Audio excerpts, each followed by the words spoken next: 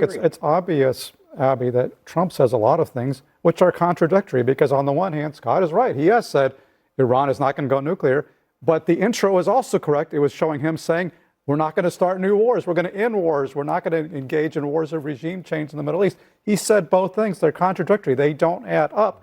And basically, any attempt to try to make Trump conform to some doctrine or to impose some kind of consistency or ideology on him is going to fail. He has followers, MAGA followers, who are consistent in their ideology. They want to stay out of these wars. Trump is not. He basically reserves the right to change his mind, 5 times an hour. He says one thing, does another thing. He changes his mind, does something else.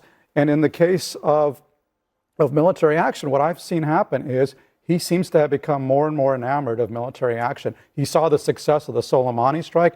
He saw the success of the June strike on Iran. He saw the success of the operation to seize Maduro in Venezuela. He's now overjoyed. He thinks that the U.S. military cannot be stopped. We're invincible. He can do anything he wants.